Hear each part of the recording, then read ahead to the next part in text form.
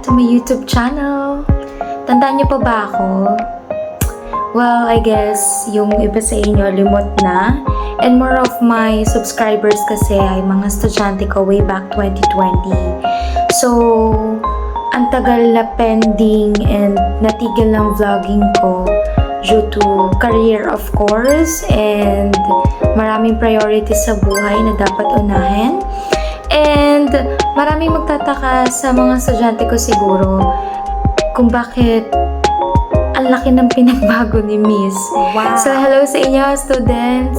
Kamusta kayong lahat? And eto si Miss ngayon. So, lumalapad tayo. Ayan.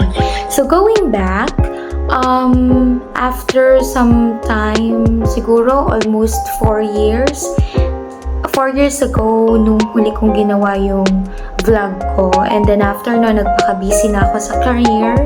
Wow. And masyado akong nag-focus sa mga dapat kong pag-focusan.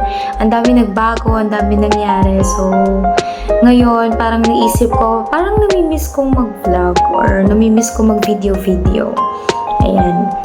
So, sa mga nakakakilala at nakakapanood ng videos ko, nagbabalik na ulit ako. Ayan. Sabi nga ni MacArthur, diba? I shall return. So, let's go guys. Ito na. Bumabalik na ako. Let's go! And actually, hindi ko pa maisip kung ano yung mga contents na gagawin ko. But, this is just an introduction ng aking comeback sa aking channel. And sana madagdagan yung subscribers ko, of course. And, ayun. So, dati kasi, yung mga contents ko is more likely about random lang, mga random videos, kung ano lang yung mga mapagtripan ko na gawing videos. But yung tumatak talaga, lalo na sa mga estudyante ko, nung panahon nung nag-vlog ako, is yung how to soul search. Parang yun yung medyo umakma, diba? So, teacher ako that time, and ngayon, I changed my career. Yan, unfortunately, pero fortunately na din.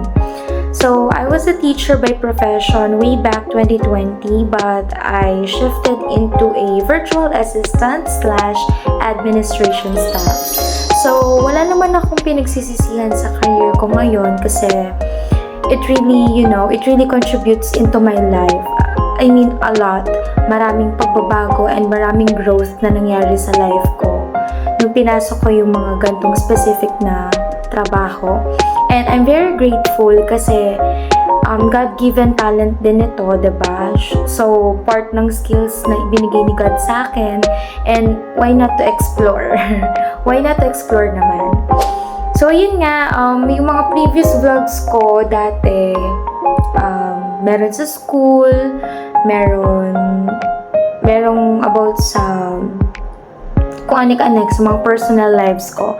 So, ngayon naisip ko, siguro yung mga vlogs na gagawin ko muna is kung paano yung mga tips na makakatulong sa mga gustong mag-start as virtual assistants or sa freelancing bilang ako ay isang ganun din naman. So, sana abangan nyo yung mga susunod na contents or mga videos na gagawin ko. I just need to prepare. I just need to plan about everything. Of course, dapat smoothly para talagang makakatulong tayo. And of course, if you want to suggest anything, any contents na pwede kong gawin para ma-boost din ang aking page, ang aking channel, why not? I'm very much welcome to accept suggestions or compliments or comments or whatsoever. Huwag nyo lang ako ibabash. Ayan. So, medyo inspired si Miss ulit ngayon sa Star mag-vlogging dahil hindi napapanahon. Pero, ayun masyado tayong maraming time as of now. So, as of the moment. So, why not to explore again, diba? So, yun guys. Hanggang dito muna tong videos na to. And thank you so much for watching. Kung meron mang manood ulit sa inyo, ayan, I would really appreciate that. And ayun, it's nice meeting you again. Thank you so much. So, babaguhin ko na yung tagline ko, hindi na teacher na kikay, but teacher na VA. Then, here's your teacher na Kikay Star. Thank you so much. See you soon on my next vlog. Subscribe.